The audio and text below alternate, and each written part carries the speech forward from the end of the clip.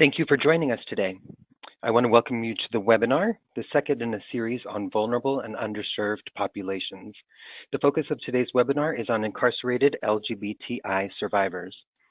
This webinar is the second in a six-part series on providing services for especially vulnerable and underserved incarcerated populations, including male survivors of color, deaf and hard of hearing survivors, survivors with disabilities, survivors of sexual abuse perpetrated by women, and survivors with mental illness. This webinar series will increase advocates' comfort in working with underserved survivors and inside detention settings generally. My name is Edward Cervantes. I use the pronouns he, him, his, and I am a program officer with Just Detention International. I will be your moderator for today's webinar. Before we begin, I want to go over some webinar logistics. We have time at the end for questions, but please feel free to submit them throughout the webinar. You can submit questions in the comment box. The webinar will be recorded. A recording will be posted on the JDI website in the coming weeks, along with a discussion guide with resources. We will be using the polling function as part of this webinar. When we have a poll, a screen will appear to allow you to answer a question. We will allow time for people to respond before closing the poll and revealing responses. Let's practice one now.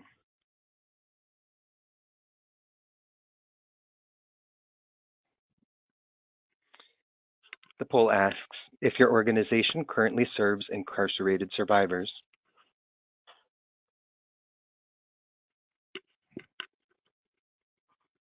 And we'll give you some time to make your selection.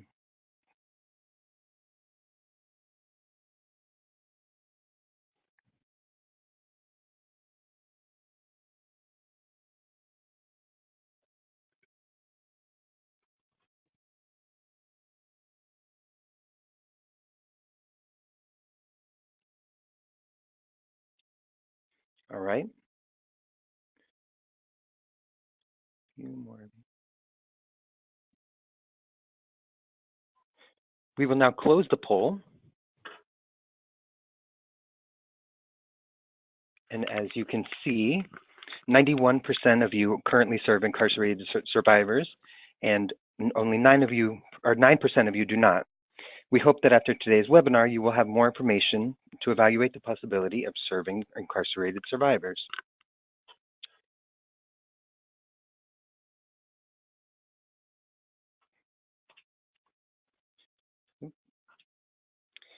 Just Detention International is a health and human rights organization that seeks to end sexual abuse in all forms of detention. JDI carries out its mission by working with corrections officials, rape crisis advocates, and policymakers to make detention facilities safe, promoting public attitudes that value the dignity and safety of people in detention, and supporting incarcerated survivors of sexual abuse and sexual harassment.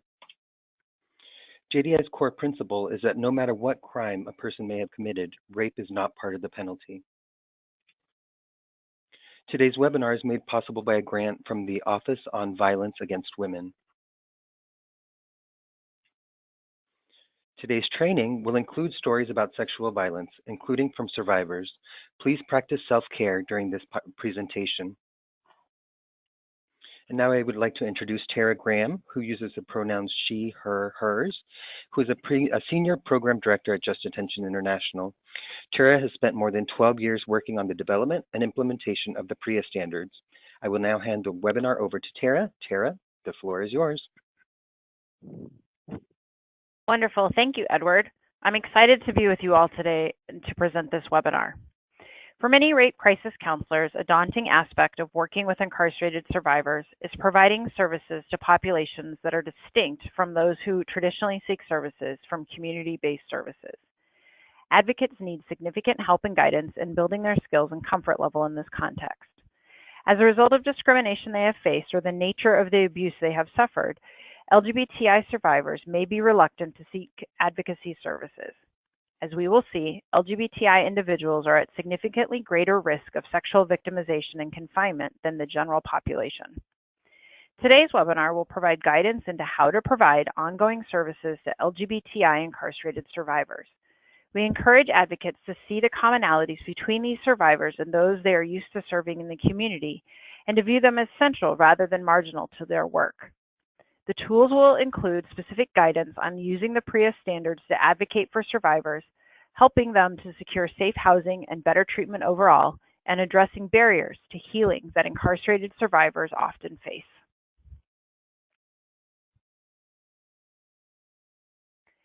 We have a lot to cover in today's webinar.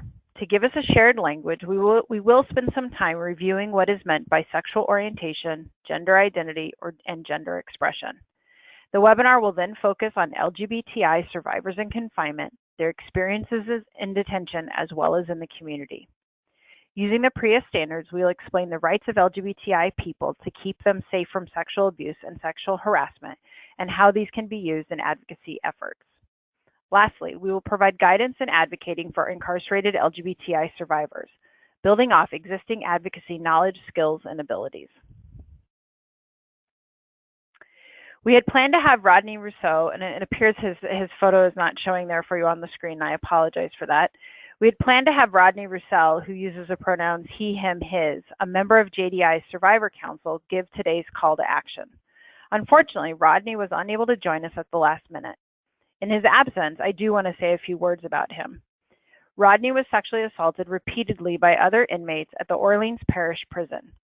Rodney began corresponding with JDI in 2013 and has emerged as one of our most powerful spokespeople. In 2018, Rodney was the subject of a groundbreaking short documentary produced by the New York Times. A link to this documentary will be included in the discussion guide to accompany this webinar. While I wish Rodney were here to talk with you directly, JDI is very lucky to have Rodney as a longtime supporter of JDI and an outspoken advocate about the importance of ending sexual abuse in confinement settings. This webinar is for you as advocates, but I do not want you to lose sight of your foundational principles as you shift from providing services to clients in the community to incarcerated LGBTI clients. I think what's really beneficial is so many of you indicated that you're already providing services to incarcerated survivors. So hopefully some of this will be a bit of review. And specifically, when thinking about advocacy, I want you to keep in mind your skills around believing, compassion, patience, and persistence, educating people about their rights, empowering your clients, providing emotional support, helping your clients to safety plan, and also to provide referrals for other services. These are the same kinds of roles and services that advocates can also provide to incarcerated survivors. Again, keep this in mind as we continue with this webinar and be thinking of how, as advocates, you will use these when working specifically with LGBTI incarcerated survivors. We made the decision to focus on what is included in the PREA standards, but certainly the principles and guidance offered in today's webinar will also apply to individuals of all sexualities, sexes, and genders that aren't captured by the LGBTI acronym. I will review definitions for LGBTI in a few moments. But first, I want to talk about sexual orientation, gender identity, gender expression, and sex assigned at birth. Some people, especially those familiar with academia, refer to this as SOGI. Today, we will look at these concepts through the lens of the gender unicorn that you see on your screen. It's important to remember that everyone has a gender identity, gender expression, and sexual orientation. Let's define what we mean by each. We'll start at the top of your screen with gender identity.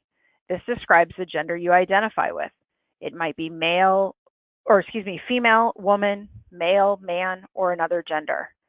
How we express our gender identity to others is through our gender expression. These are things like our hairstyle, the clothes we wear, and more. This can be described as feminine, masculine, or other. Keep in mind that when we are born, doctors typically assign us a sex at birth. This is male, female, or intersex. That's the I in LGBTI, but I'll talk more about intersex in a little while. Next, the unicorn shows both physical and emotional attractions. These are associated with our sexual orientation. That is, who we are physically, emotionally, romantically, and relationally attracted to. I want to spend a few minutes reviewing additional terminology and make sure we're all on the same page. Like we showed with the gender unicorn, we all have a gender identity, gender expression, and sexual orientation.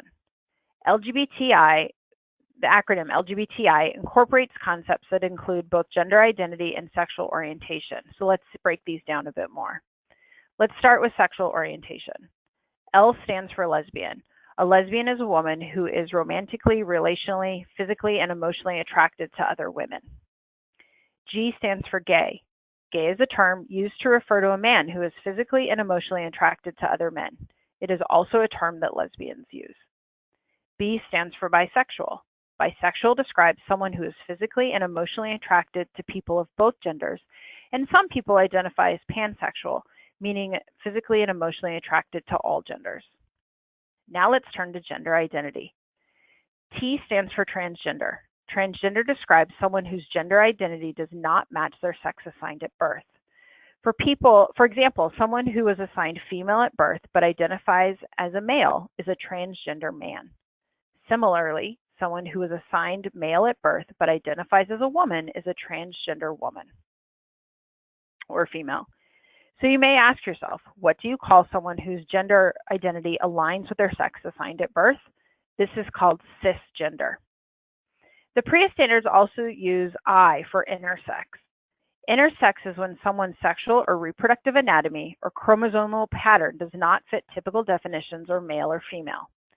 Intersex medical conditions are sometimes referred to as disorders of sex development. I have found that defining intersex can be very technical and clinical. In the discussion guide that will accompany this webinar, there will be a link to a short video where intersex individuals share their experiences. I encourage you to take time to watch it following this webinar when the discussion guide is made available. The PREA standards also use the term gender nonconforming to describe a person whose appearance or manner does not conform to traditional societal gender expectations. They may not identify as transgender, but others may perceive them to be so. Like I mentioned previously, everyone has a sexual, or when using the word transition is used with a transgender individual, many people assume it relates to gender-affirming surgery. That is, surgery that modifies an individual's body to align with their gender identity. While someone may choose to undergo gender-affirming surgery, this is not universal. Maybe the person does not want to have surgery, and even if they do, they may not be able to afford it. Individuals in detention may not be able to access the same kinds of medical options that they have in the community, or may be forced to discontinue efforts while in confinement. Transition relates to a lot more than surgery. It can include the different things such as listed on your slide that we captured under categories of social, medical, and legal transitions. Some people may choose not to transition at all, or they may choose to only do some kinds of social transitions, but never anything medical. It is up to the individual to decide what they want to do, and if they decide to transition, what that means for them and what they then decide to do. For some people, the decision to socially transition means they can stop policing their forms of expression and movement for fear of what someone might say. They are able to relax and stop fighting the expression that comes naturally.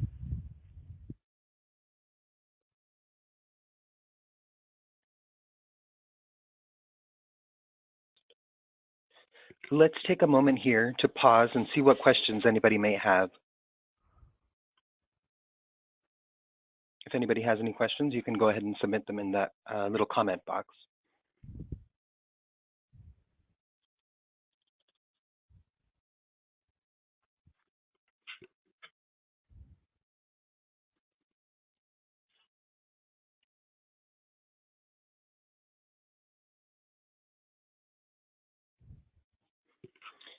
Tara, can you explain where the terms cis and trans come from? Yeah, absolutely. That's a really great question. They're actually Latin in origin, the prefixes cis and trans, and they're actually used in biology. I come from a chemistry background, and this is something that I was very familiar with from that perspective. From the biology perspective, cis means on the side of, and trans means on the other side of or across from.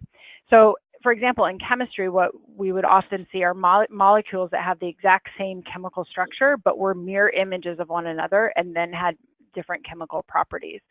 So cis, in the terms of describing our gender identity, it means that your gender identity, what you identify as, is at the same side as that your sex assigned as birth, and trans is on the other side, or the opposite of what you were assigned at birth. And we actually have a couple of questions about the term queer and why PREA doesn't use the word queer. That's actually a really great question. In thinking back to the development of the standards, I'm not sure that queer was used in the way it is used today, and that it may have been more derogatory in nature at that point in time. And so the decision was made to use gay, lesbian, and bisexual in terms of sexual orientation. Okay.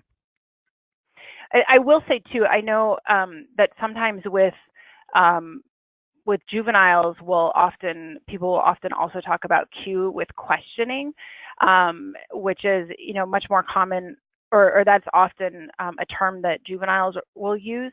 But again, that's just a decision that they made in the development of the standards not to include that. But certainly these concepts, like I said earlier, can when thinking about the guidance we'll give today, will apply to all sexes, all gender identities, all sexual orientations, and the like.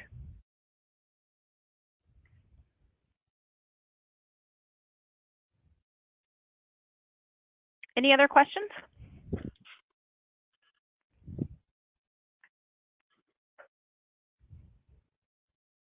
Not at this time. Okay.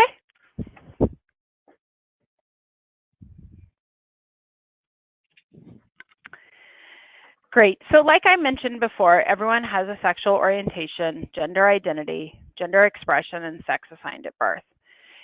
Something we didn't discuss, but is also included under sexual orientation, is straight, as well as asexual. So using what we've discussed, I will now describe myself to you. My sex assigned at birth was female.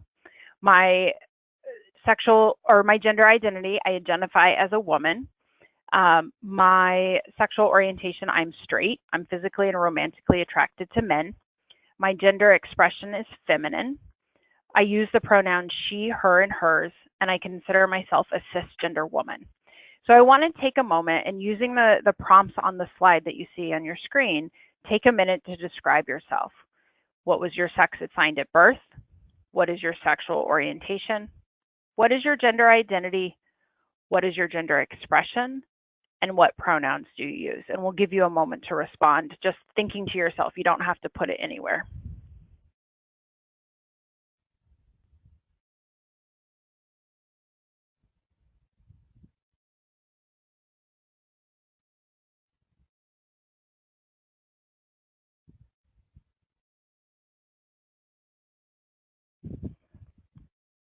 Okay, Edward, I think we can go to the next slide, please.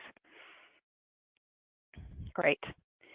Now that we have a shared foundation and language for talking about LGBTI individuals, we're going to shift to talking about those same individuals, but in a confinement setting. We'll start this part of the conversation by looking at the bigger picture of who's incarcerated in the United States. We will then continue to narrow things down until we're talking specifically about LGBTI individuals in confinement. It is estimated that 2.2 million adults and 70,000 youth are incarcerated in U.S. prisons, jails, and youth detention facilities. The Williams Institute, which is based out of UCLA, does national research on LGBTI individuals. This graphic shows the rates of people in the community who identify as lesbian, gay, or bisexual, and then the rates of gay bisexual men and lesbian or bisexual women who are incarcerated in prisons in the United States. As you can see, there is a disparity for both groups, but a tremendous, even staggering disparity for lesbian and bisexual women who are overrepresented in our nation's prisons. Now let's look at the experiences of transgender people. 1 in 6 transgender people have been incarcerated at some point in their lives. Here's that statistic visualized. Data collected by the Bureau of Justice Statistics, or BJS, I'll refer to them again later in the webinar, and the National Transgender Survey did some research back in 2011 that showed that although transgender folks are a small percentage of the overall population, general population out in the community, it's estimated between 1 and 3%, they are at high risk of experiencing incarceration over the course of their lives. The average rate of incarceration for all U.S. citizens, represented by the gray bar on the left, is about 5%.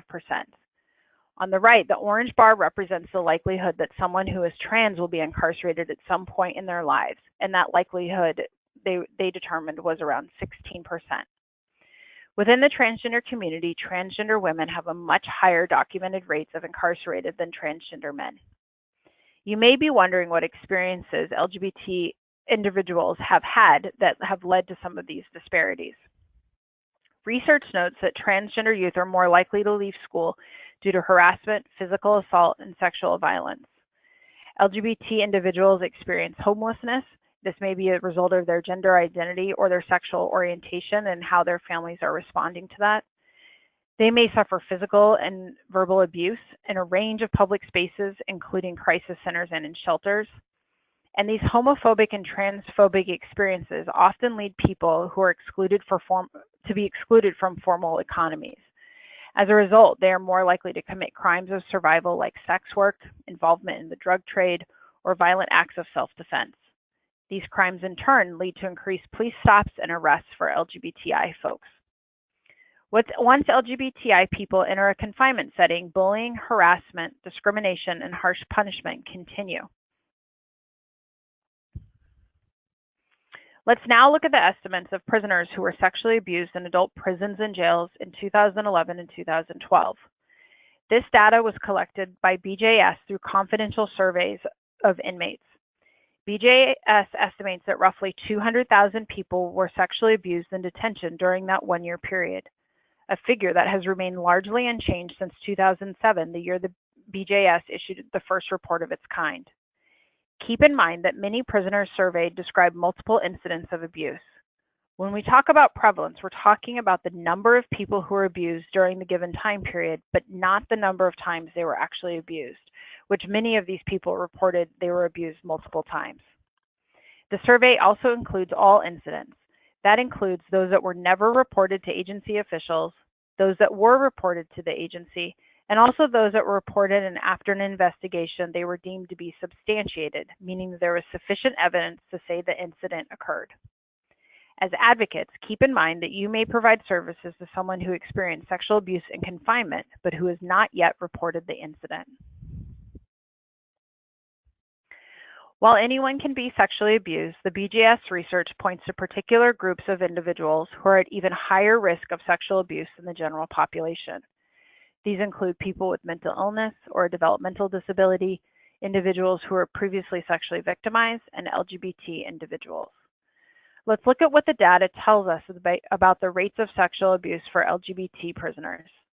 In prisons, 1 in 8 LGBT inmates and 1 in 12 in jails were sexually abused by another prisoner. The BJS surveys use only lesbian, gay, bisexual, and other as categories in those previous surveys, which is why we have them labeled as such on this slide. The BJS reports tell us that more than 1 in 3 gay and bisexual men were sexually abused while in custody, whether by staff or another inmate. For women, the situation is also critical. Lesbian and bisexual women are twice as likely to be sexually abused by staff than their heterosexual or straight peers. BJS estimates that there were over 3,200 transgender people in U.S. prisons and 1,700 in jails nationwide at the time of the last survey in 2011-2012. Transgender inmates were victimized at rates nearly 10 times those of the general population. It is startling to think that 40% of transgender prisoners are sexually abused each year. Unfortunately, the information on transgender individuals is only on transgender women in male facilities. The sample size of transgender men in male and female facilities was not sufficient to make estimates. As a side note, it's important to know that BJS is currently conducting new inmate surveys, and we will have updated statistics to update the 2011-2012 data in the coming years. Keeping the rates of sexual abuse in mind, I want us also to think about the environment these survivors are living in and how it differs from clients you work with in the community. Given the closed nature of a prison or jail, incarcerated survivors are faced with added challenges to their healing that will play a role in the advocacy you provide.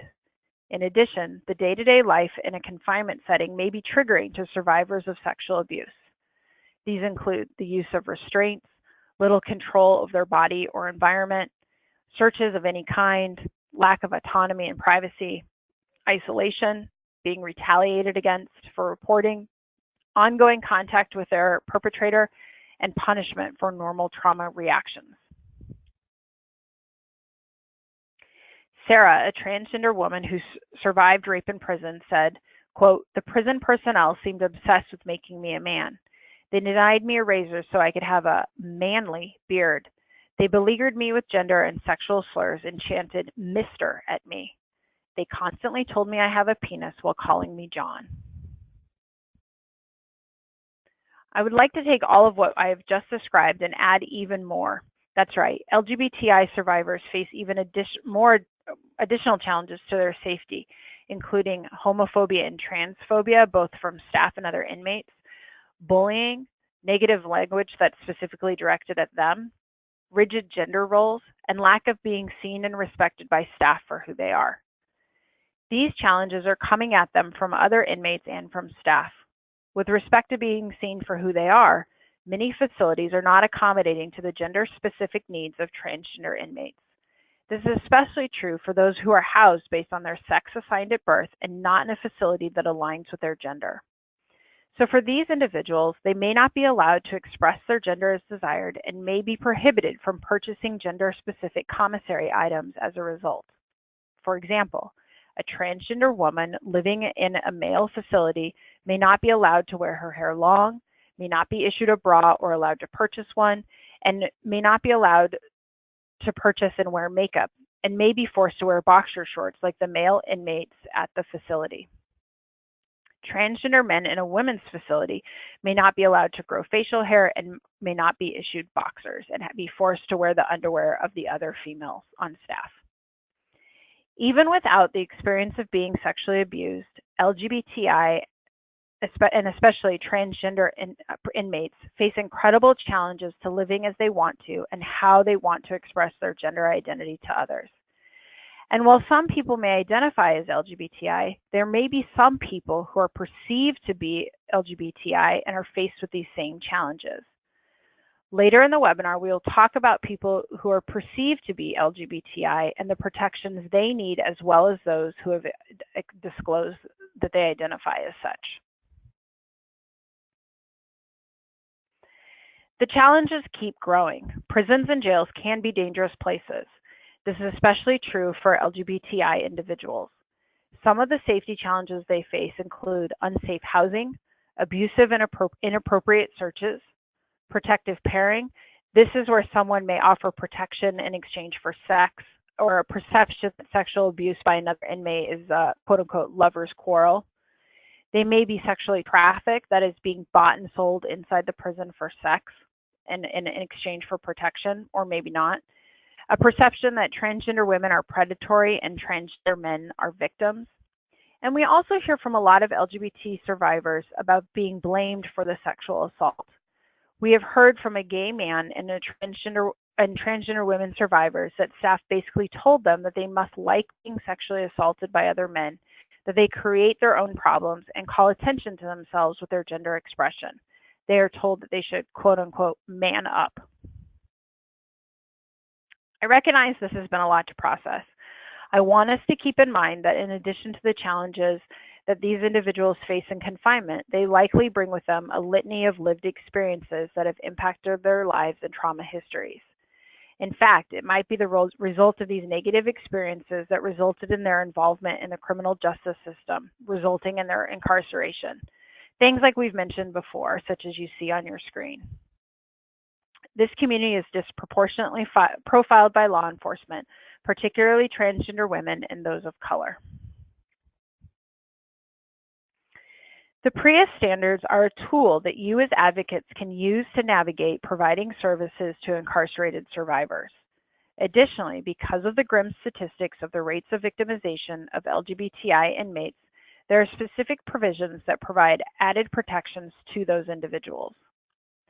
As you do with people in the community, with incarcerated LGBTI survivors, it is helpful for you to be able to notice if someone's rights are being violated, to educate people on their rights, and if they want you to, advocate on their behalf with agency officials. In the following slides, I will describe the different standards so you can understand how to use them to your advantage and in your advocacy efforts. Those of you familiar with the PREA standards know there are more than 50 standards that govern adult prisons and jails, with each standard broken into multiple provisions. I will spend some time going over just a few of these standards. Please note that the slides do not include the full text of the standards. Rather, I've pulled out the key concepts for this webinar. I encourage you to review all of these standards, not just those included in this webinar, and a link will be provided in the discussion guide. Not only does the facility have to comply with all of the standards, staff must receive training on PREA. Standard 11531 includes a long list of topics that staff must receive training on. This list is broad, and how facilities choose to conduct training is at their discretion. This training standard explicitly states that staff must receive training on how to respectfully and professionally interact with LGBTI and gender nonconforming inmates. As advocates, this is one area where you can offer your services. That is, to work with the facility to develop training materials or even to conduct training for staff.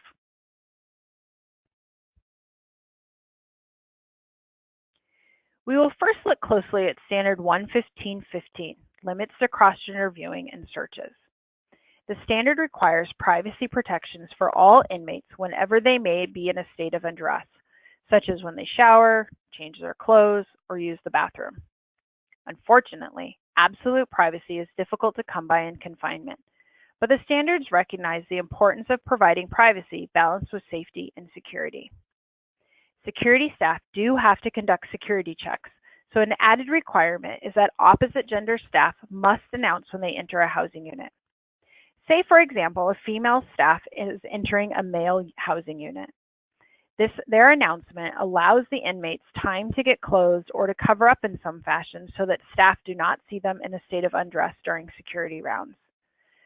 When talking with a client, they may tell you that staff watch them while they change their clothes or shower. You can talk with them more to better understand the situation. Is it a case of voyeurism, whereby the staff are standing and leering for sexual gratification? If so, that is sexual abuse. Or is it that during security rounds, staff have seen them changing clothes but move on to complete their rounds? As the advocate, we're not asking you to decide whether or not it's sexual abuse based on what they're telling you. We want you to believe what they're telling you.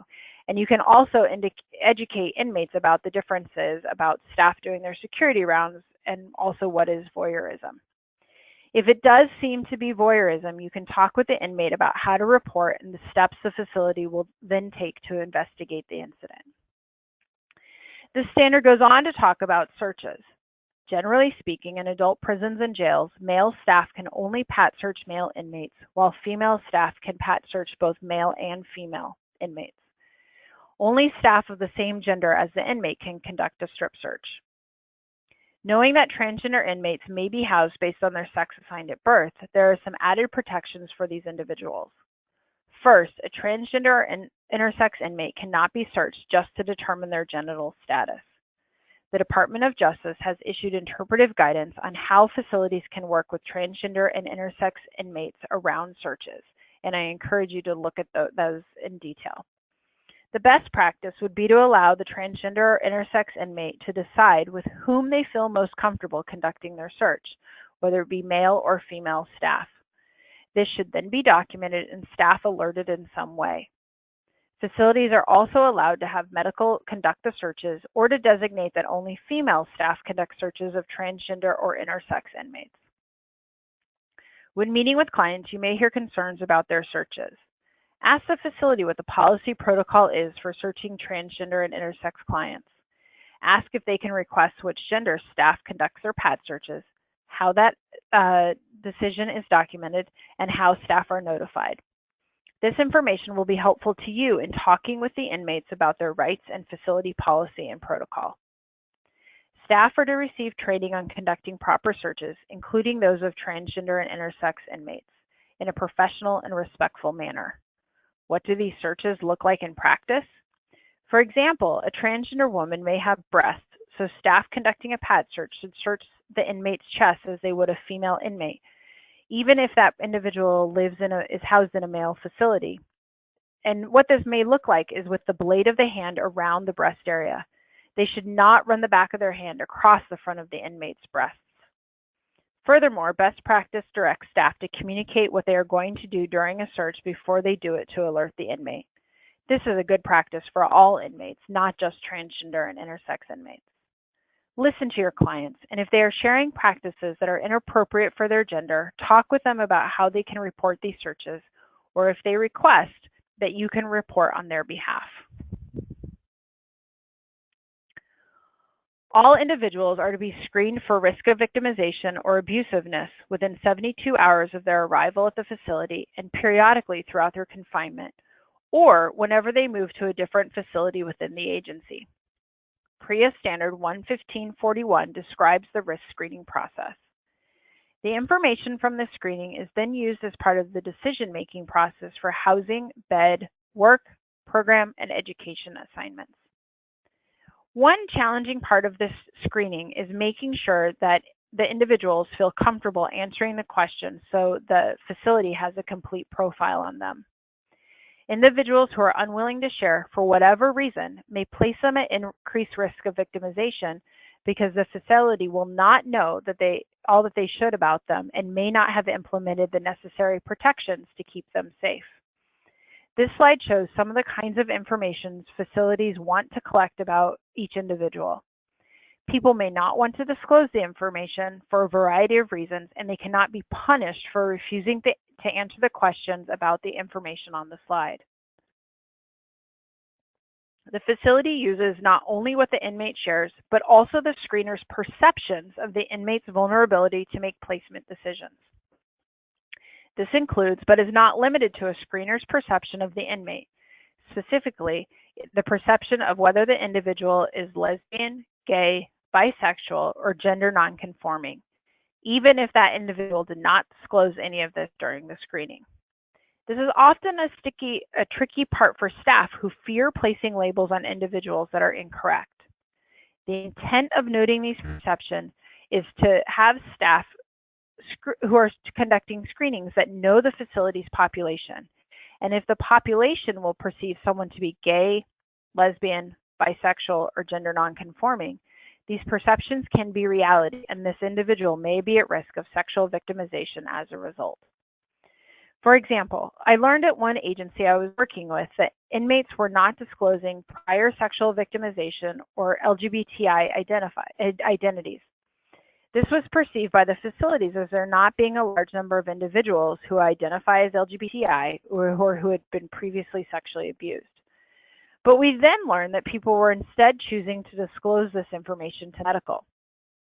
The real problem was that although the information was being disclosed, medical had not been instructed to share the information back with the people making the decisions about their housing, work, program assignments, and so on. We then worked with the agency to allow medical to conduct the intake risk screening, since those individuals felt a greater level of comfort with medical staff, and then the information was shared to make the appropriate placements to ensure their safety.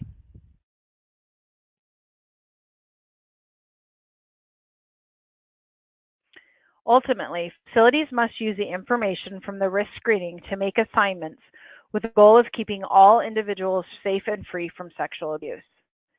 Decisions about where a transgender inmate or an inmate with intersex condition is housed must be made on a case-by-case basis, not be made solely on the basis of the person's anatomy or birth gender, take the person's perception of safety into consideration, must be reassessed at least twice per year, and they must be allowed to shower separately.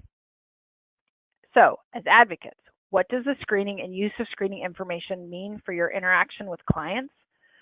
First, it can be important to learn from the facility the policy for how housing assignments are made for transgender and intersex inmates. Do they allow placement in a facility based on gender identity? Do they actually make placements based on this policy? You may hear from transgender clients that they explained their safety concerns but were still housed in a facility based on their sex assigned at birth. It's important to talk with clients about their perceptions of safety is just one part of the overall placement making process. Also share with them that they should be reassessed at least twice per year. During the reassessment process, they can share their perceptions of safety. Of course, if a transgender inmate does have concern for their safety, even before the next assessment, you can find out who they can talk with to share this concern. Lastly, facilities cannot isolate LGBTI inmates to keep them safe, nor can they dedicate units to house only LGBTI inmates. Facilities who use involuntary segregated housing to keep inmates safe must first document the safety concern and why there are no other housing options. Second, allow segregated inmates access to programs, privileges, education, and work. Third, not keep the person isolated for more than 30 days.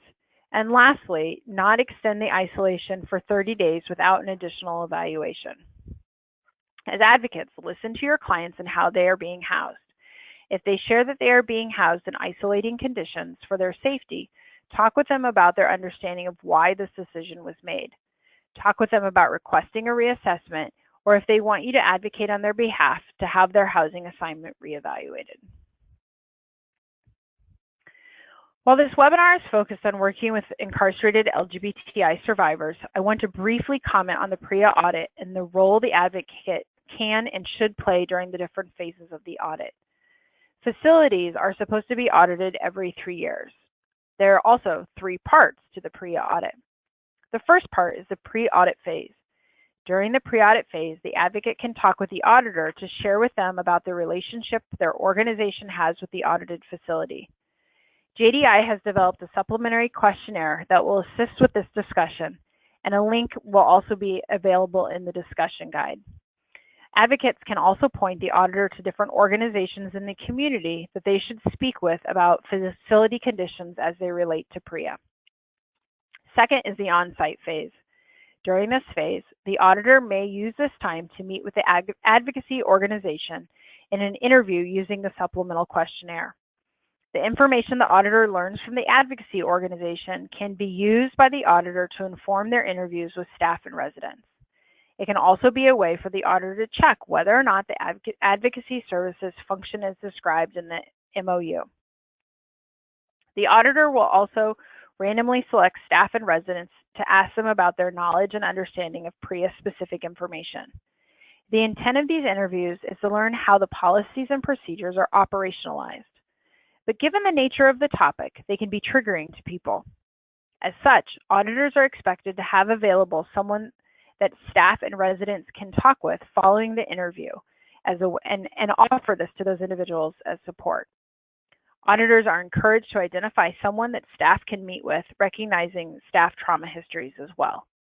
If your organization is willing, advocates can provide this advocacy support to both staff and inmates during the course of an audit. Lastly, during the post-audit, the advocacy organization may be contacted by the auditor to answer additional questions. Okay, and now let's do another poll to see what practices the advocacy organization is joining us today currently utilize.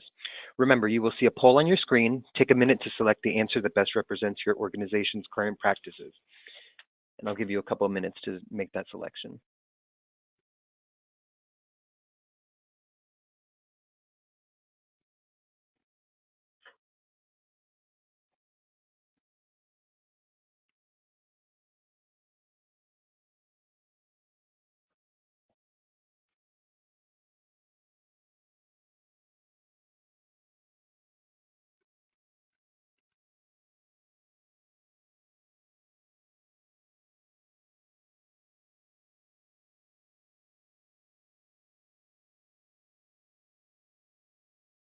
I'll give you a little more time to go ahead and answer.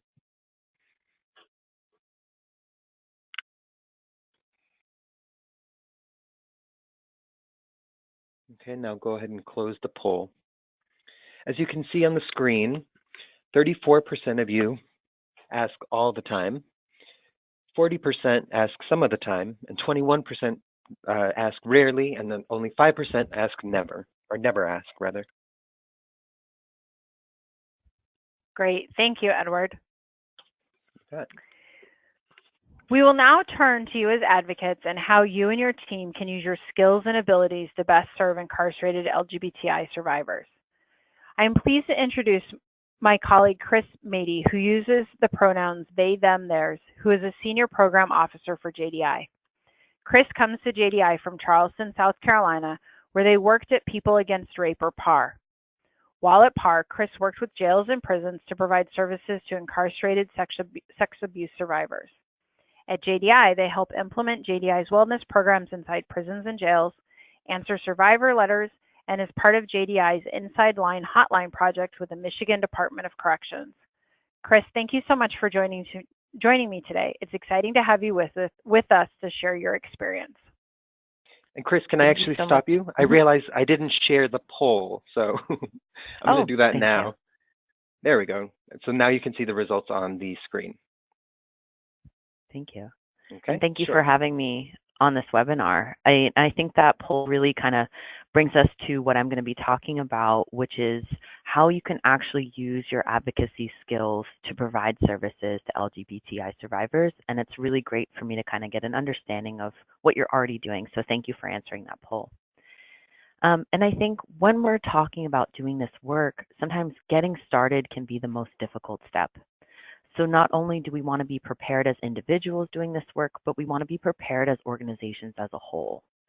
And to make a program successful and sustainable, we need to make sure we're setting realistic goals that are within the capacity of our organization on serving incarcerated LGBTI survivors. A really great place to start is by having honest discussions with your staff at your agency about working in detention and working with LGBTI survivors. You will want to be mindful of both your staff's concerns as well as the capacity of your organization. And from there, you can really start to determine where more training might be needed. Doing your research is going to be an incredibly powerful part, as you're going to have the opportunity to arm yourself with information. Know that corrections agencies need your organization to be in compliance with PREA standards. So this is where diving deeply into the PREA standards and knowing the policies at your specific detention facility and how they relate to survivors of sexual abuse, as well as incarcerated folks who are LGBTI, is going to be really important. And so I encourage you to really, really delve into those standards, like Tara mentioned before, and really just learning what the language is there, and also trying to get the manual for each of your facilities to see how they're doing it in practice. You also will want to have an understanding of the facilities in your service area. So you want to make sure you identify the key folks that you're going to be working with, including the PREA coordinator, PREA compliance manager, the warden, or the chief at your facility. You're going to want to determine who at your facility is going to be your ally in doing this work. Because maybe it's not the PREA compliance manager or the PREA coordinator, maybe it's an inmate advisory council at your facility, or perhaps a corrections officer who's interested in working with the LGBTI community.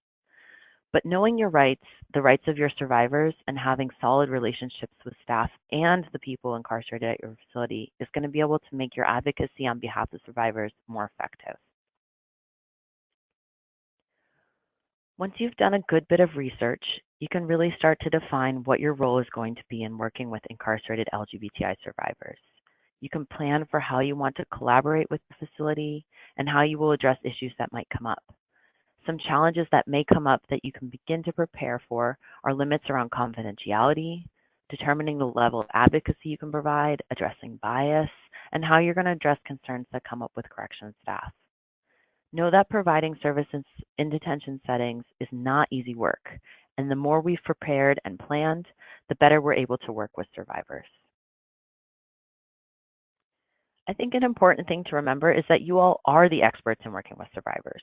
Working with incarcerated survivors who identify with any particular group, like someone from the LGBTI community, is going to look very similar to the advocacy you already provide in the community. As advocates working with LGBTI survivors in detention, it is very important to begin by learning the realities that these survivors face on a daily basis and really educate ourselves on the rights that they have so we can best advocate on their behalf. Knowing your survivors' rights is going to come up repeatedly. For me, this comes up daily.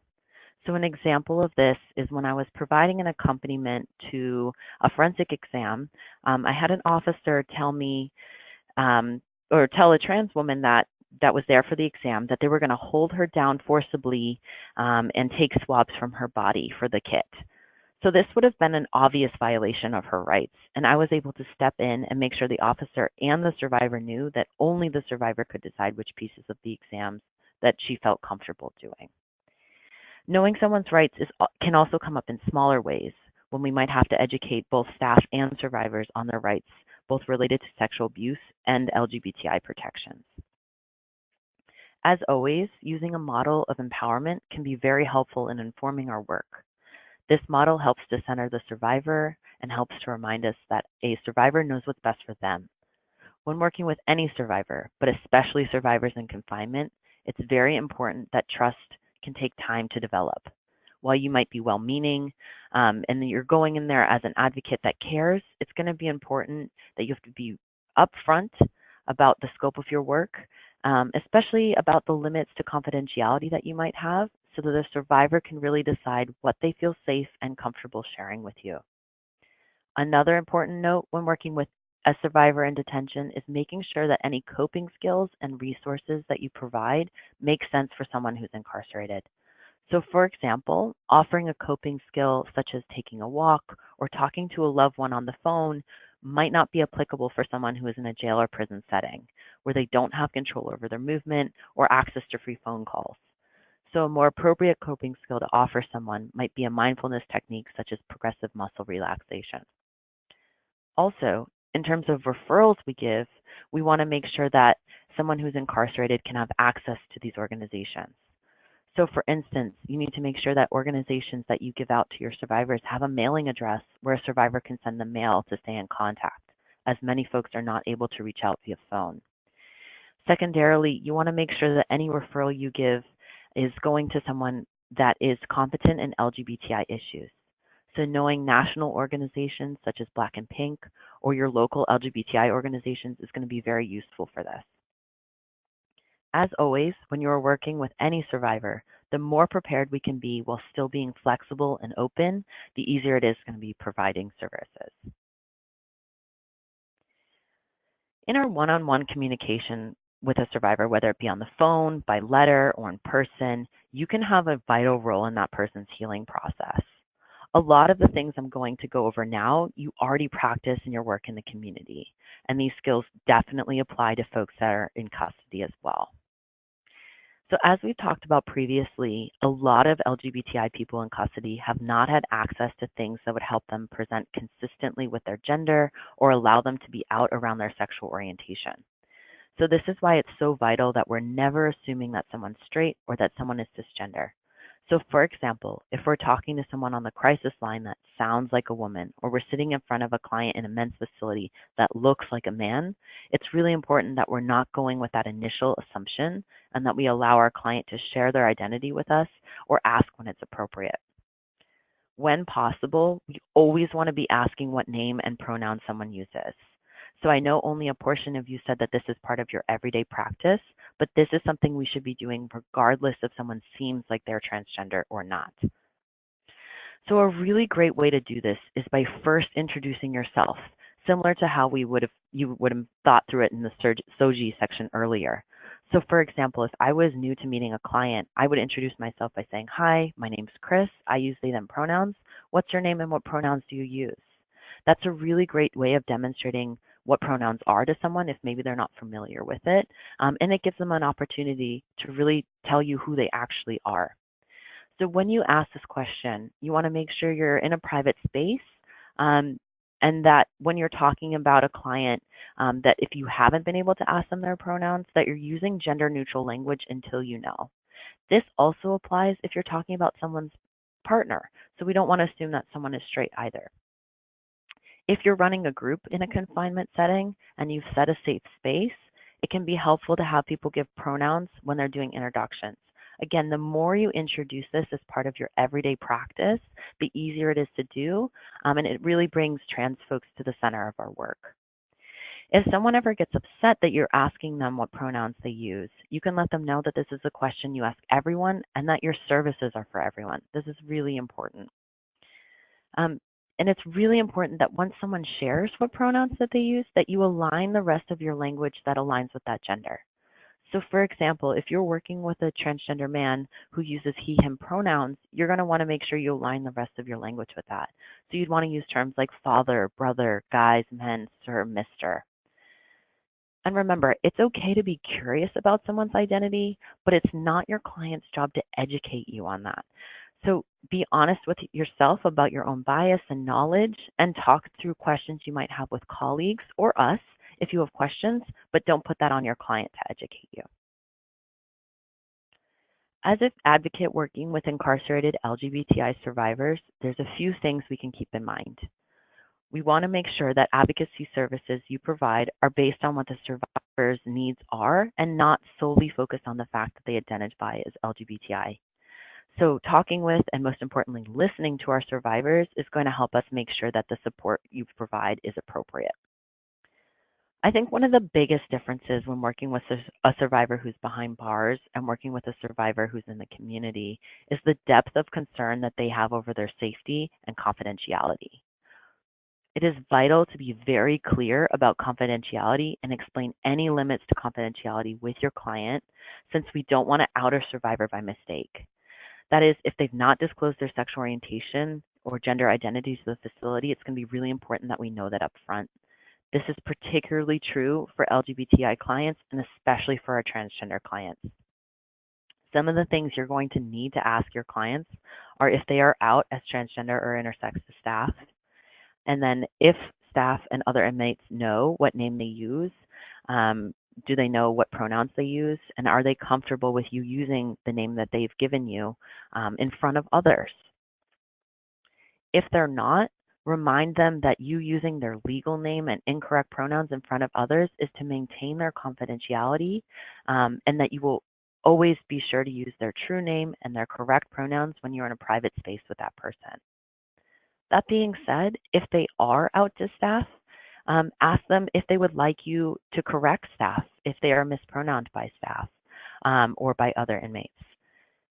Or if that person is, if staff is using that person's dead name or their legal name and not the name that they go by, how would they like you to correct that other person?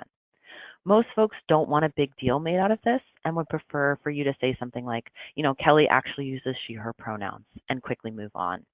It's important to check in with everyone you work with, as this is going to be different for everyone, and someone's safety is going to be very important. So make sure you figure out how they want you to correct people and if they want you to correct people when this happens. For advocates, if you're receiving letters from an incarcerated transgender or intersex person, they might use their legal name on the outside of the envelope, but include their true name and pronouns on the inside of the letter. So when JDI receives letters like this, we're very careful when we respond to use that legal name on our response on the outside of the envelope that we send back, but their true name on the inside of the letter that we're writing. We don't want to be using someone's incorrect name or wrong pronouns on the inside of the letter. That is for the survivor. But we do want to make sure that that letter does get to that person, which is why we use their legal name on the outside. As we know from our work in a community, when sexual abuse is perpetrated by someone of the same gender as the client, it can often bring up questions around someone's sexual orientation. And it might be our role to help the survivor understand that sexual abuse does not define their sexual orientation, and we can always remind a survivor that abuse is never their fault. One thing that we can do as advocates is help navigate language during a forensic exam accompaniment. It can be very difficult for someone to talk about their body if they're transgender or experience gender dysphoria and have not been able to access any medical transition-related care that they've wished to access. And you can help navigate this conversation with a forensic nurse. You can remind a client that they are in control during the exam and that they can stop and take a break at any point. You can also ask the client what they want their body parts to be referred to as. So for example, if you're working with a trans man who has the unwanted presence of breasts and the nurse has to take a swab of that area, you can ask your client, what would you like, and gesture the part on your own body of this part of your body to be referred to as. That way the client can maybe say chest or pecs, so they do not repeatedly have to hear and say the word breast when referring to their own body. So as always, when we're mindful and intentional with our language with survivors, we can work towards communicating more effectively, and we can really be there for a survivor during their healing process. I think a big worry when we're working with folks that are different from ourselves is messing up. So even when we're trying to be careful with our language, we're human and we all make mistakes. If you misgender someone, mispronounce someone by accident, not because of safety concerns, it's really best practice to just say, I'm sorry, I meant, and then use that person's correct pronoun and move on. I really encourage you all not to over apologize if you do mess up on someone's pronouns, because that makes it about you. And it can make a survivor feel like now they have to support you, even though you were the one that made a mistake. When we're working corrections, we hear a lot of derogatory language specifically about LGBTI folks. Homophobic and transphobic jokes are often commonplace in a lot of the correctional facilities that we're in, and we want to make sure as advocates and as folks working in this field that we're not adding to these jokes or remaining silent. So while we do want to maintain a good relationship with staff at a facility, it's going to be important to be professional and also to speak up when you hear things that are not okay.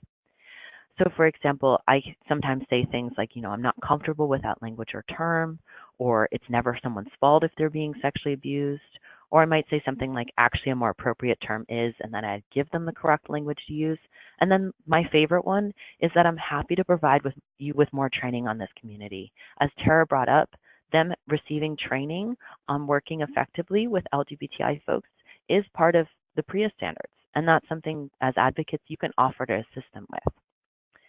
Again, it can be really helpful to identify who your allies are, as it might not be that PREA compliance manager, it might not be that PREA coordinator, it might be a staff person who is LGBTI themselves, or someone who's really willing to speak up that works at the facility.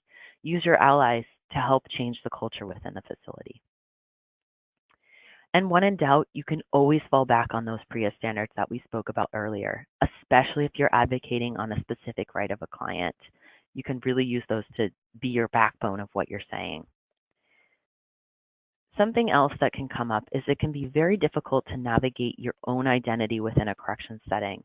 So if you are an LGBTI person entering a prison or jail, staff or inmates might be curious about your identity, ask you uncomfortable questions, draw attention to the way you dress, or question your legal documents. So it can be really important to think about what you're comfortable with and answers you feel comfortable sharing while still feeling like a professional. So remember that you're there to help, not to be harassed, and it's okay to not answer questions or to have colleagues step in if this comes up. This can be incredibly difficult, and make sure you're reaching out to your own agency and to us if you have any questions around this. So not only can you use those skills that we just went over in your one-on-one interactions with incarcerated LGBTI survivors, but you also can make some changes on a more macro scale within your agencies. So one place to start is really evaluating those intake forms that you have. So is there a space where you can indicate someone's pronouns? What about the name that they use beyond their legal name? So again, it looked like not all of you are asking people's pronouns, and I think a way of reminding yourselves to do that is by putting it on an intake form. It becomes part of your regular practice. It can also be helpful to partner and collaborate with your local LGBTI agency and see if they have any additional local resources that your survivors might be able to access. Maybe they can do correspondence with folks via mail. They also are often great folks to collaborate with on trainings both for advocacy and correction staff.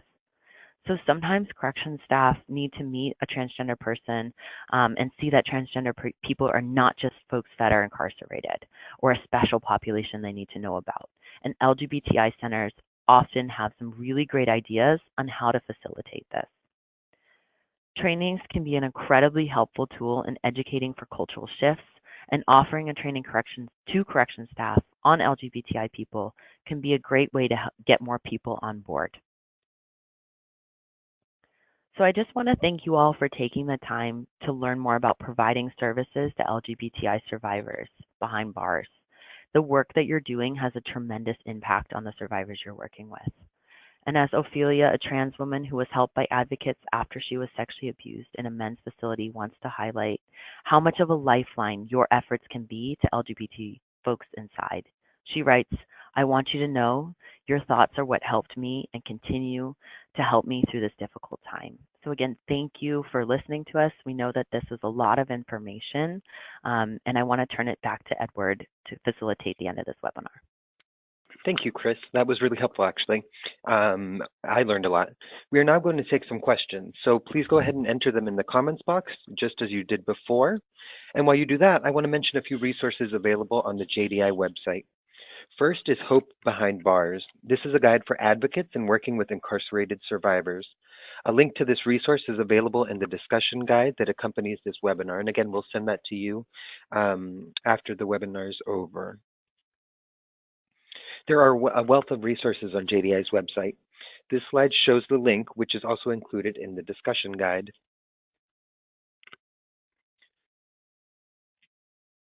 Lastly, you can add your agency's name to JDI's resource guide for survivors of sexual abuse behind bars. This will ensure that your organization is included as a resource for survivors seeking support in your state. And Tara, we had a question about non-sexual consensual touch, and some people being punished for that. Can you speak to that?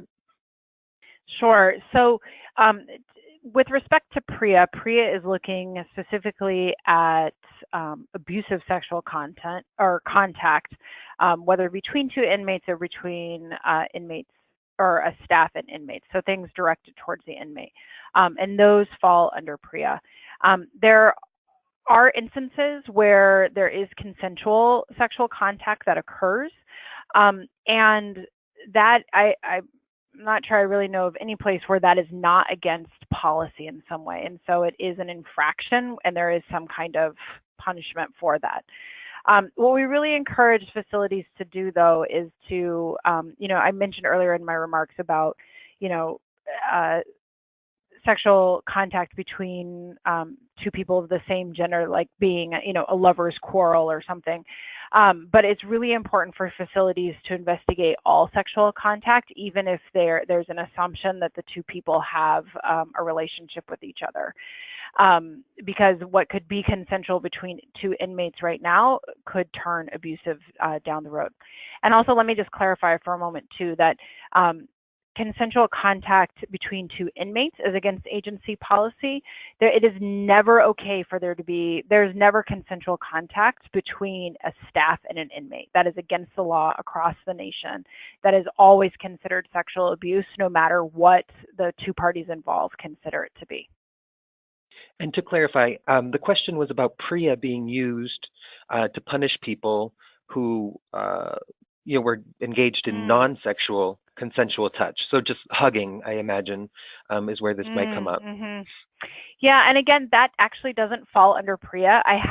Thank you for the clarification. I certainly have heard of agencies where, at anything where anyone, touching or hugging they PREA left, right, and center. PREA is not a verb. We can't PREA someone.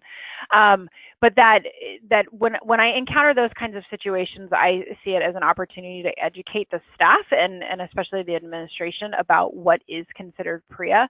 And again, that kind of contact, say a hug, for example, there's nothing in PREA about that. Of course, they should look into it to make sure that it was consensual, but it can still be a rule violation for the facility, but isn't covered by PREA. And I think just to add to that, we see that with non-sexual contact, if the person identifies as LGBTI, that sometimes they're being targeted for it being a PREA violation. Someone saying, oh, well, that person's gay, so it must have been sexual, even if it was non-sexual touch. So I think sometimes we see folks that are LGBTI being targeted for that more than our straight cisgender folks. Yeah, great comment, Chris. Thank you for that addition.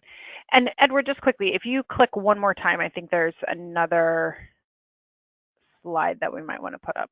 I wasn't sure if we wanted to go to the question slide or not. This one here?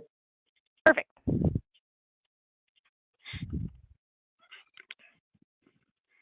Okay, and Chris, actually, you mentioned it a little bit, but can you tell us how working with incarcerated LGBTI survivors is different from working with straight incarcerated survivors?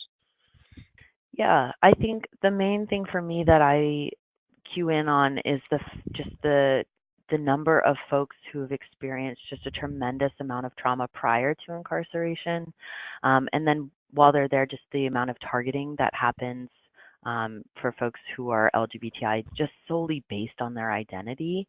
And I think keeping that in mind when you're working with people is going to be really important.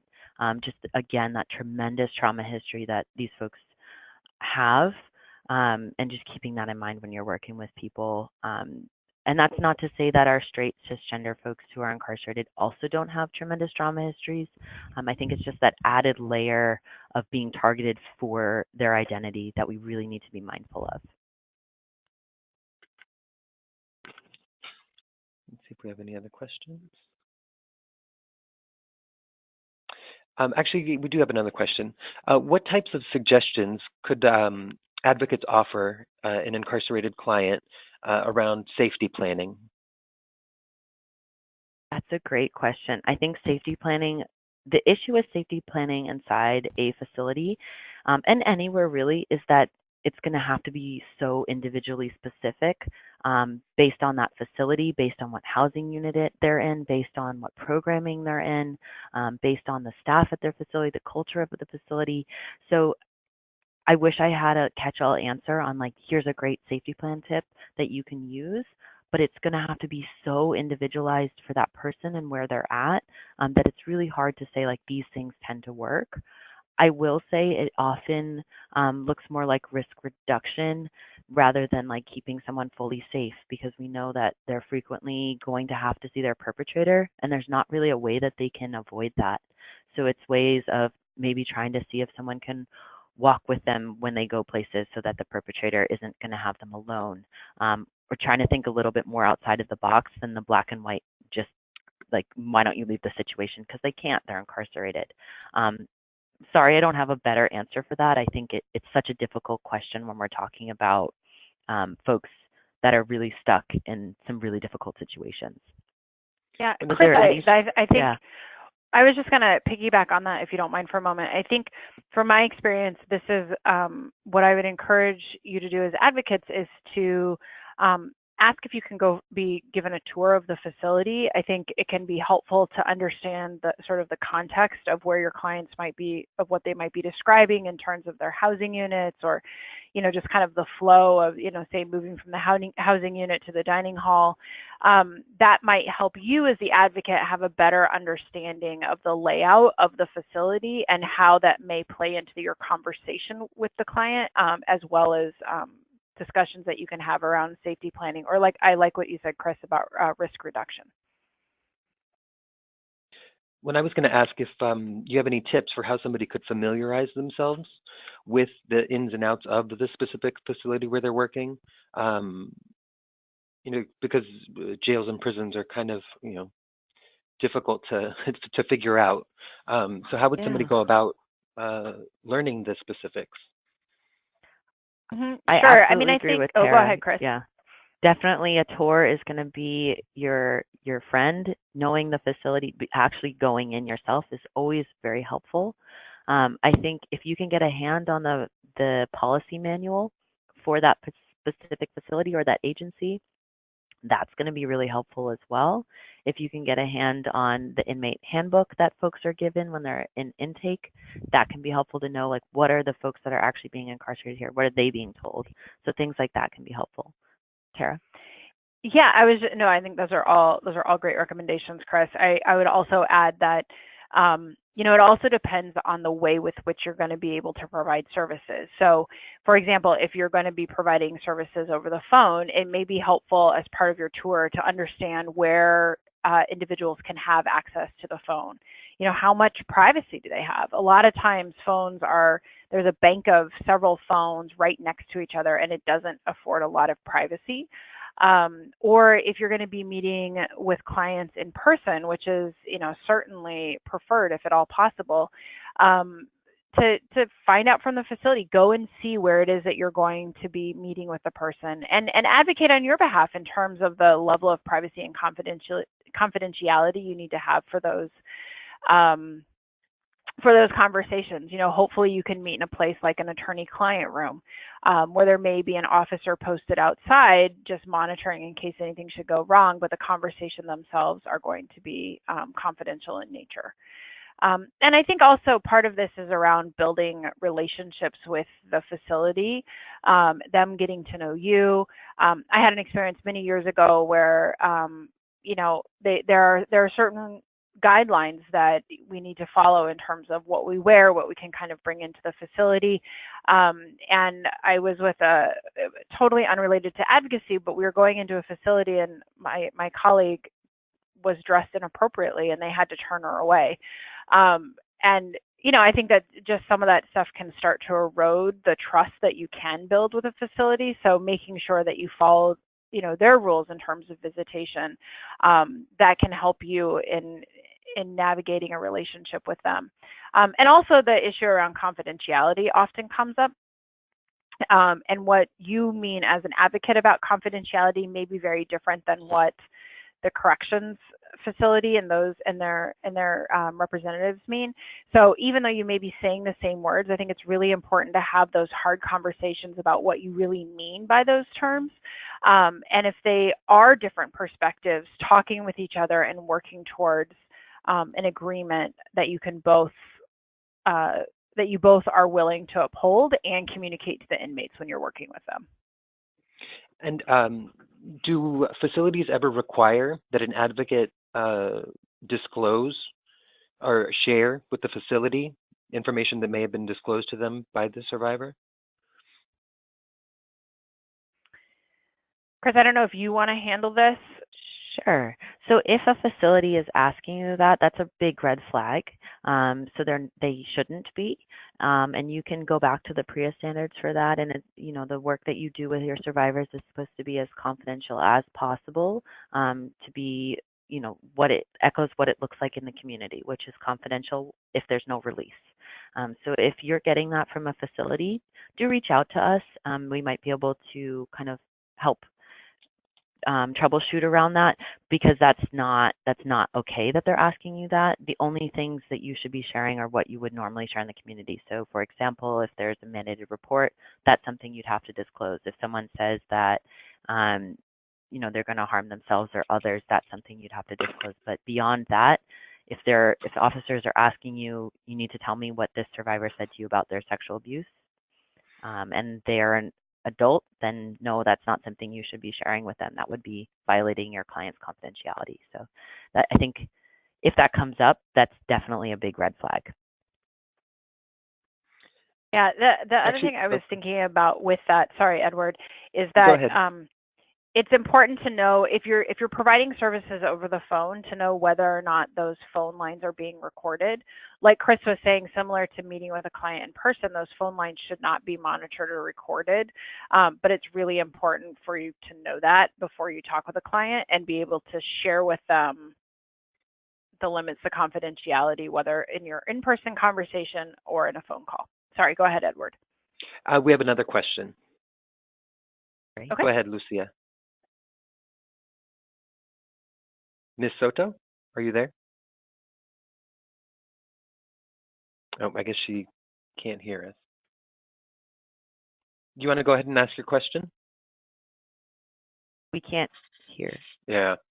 All right, Ms. Soto, we'll get to your question after the webinar. Or if she's able to type it in, we could answer it that way too. Okay.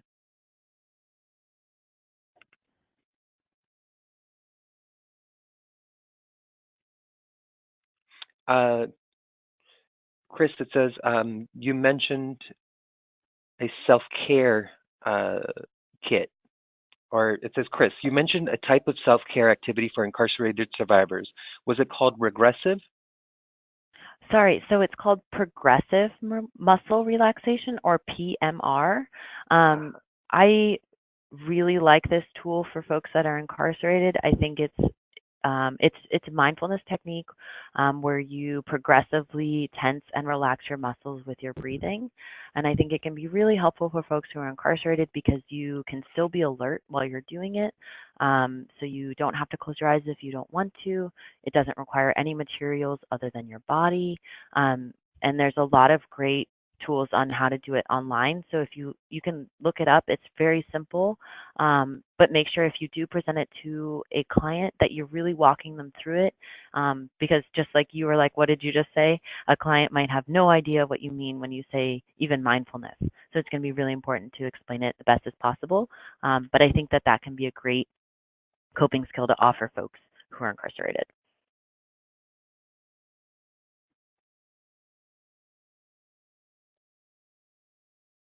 Do we have any other questions?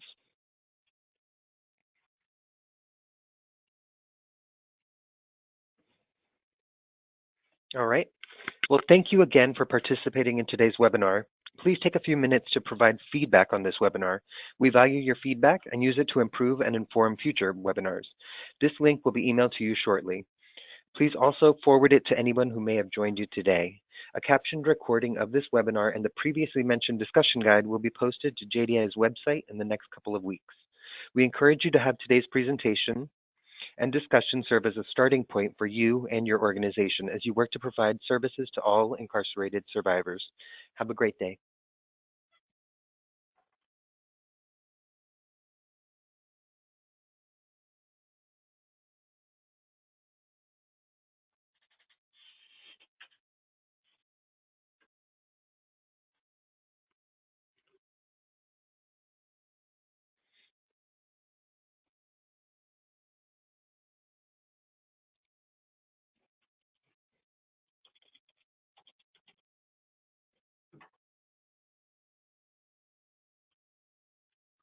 Oh, thank you.